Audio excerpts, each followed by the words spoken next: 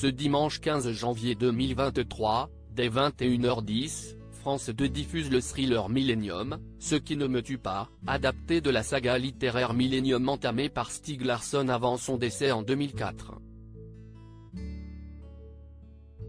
Cette adaptation cinématographique du 4e tome compte une nouvelle actrice principale dans le rôle de Lisbeth Salander, Claire Foy, transformée physiquement à cette occasion.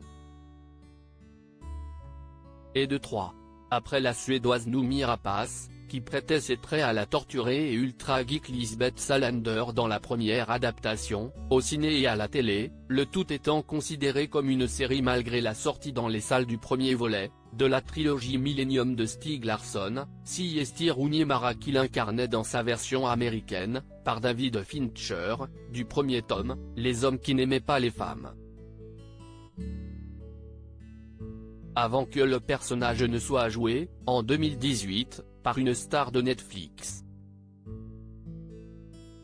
Claire Foy, de The Crown à Millennium. Il s'agit de Claire Foy, rôle principal du film Millennium, Ce qui ne me tue pas qui est diffusé ce dimanche 15 janvier 2023 dès 21h10 sur France 2.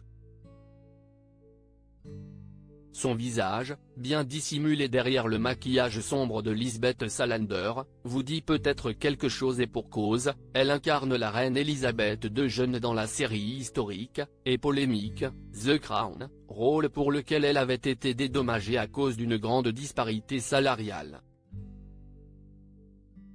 Et si est-il d'ailleurs dans cette production que l'avait repéré le réalisateur du thriller, Fede Alvarez, je suis tombé totalement sous le charme de sa façon de raconter une histoire émouvante. Elle a la capacité d'exprimer une véritable marée d'émotions refoulées uniquement par son regard, avait-il confié à son propos. Claire Foy, look de motard et faux tatouage pour Millennium. Pour cette adaptation du tome 4 de la saga Millennium, non plus écrite par Stieg Larsson mais David Lagercrantz suite à sa disparition, les maquilleurs dessineront plusieurs faux tatouages sur le corps de Claire Foy. Nous avons décidé d'en placer un sur le côté de son cou, un sur sa cheville, un sur ses fesses, un sur chaque main, 2 sur son bras, et évidemment le dragon. La vraie question était de savoir à quoi celui-ci devait ressembler. Quelle est la bonne position? Quelle taille doit-il faire?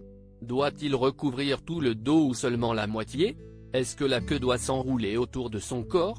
Et puis il y avait des questions techniques, et non des moindres étant donné que le tatouage devait être réappliqué chaque jour de tournage.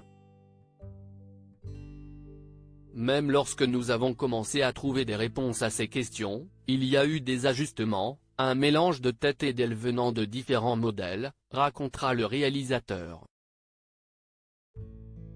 Tout en souhaitant faire du personnage de Lisbeth Salander une femme plus accessible, moins révoltée, dans ce nouveau volet ciné, nous voulions qu'elle ait plus de profondeur pour que le public puisse plus facilement s'identifier à elle.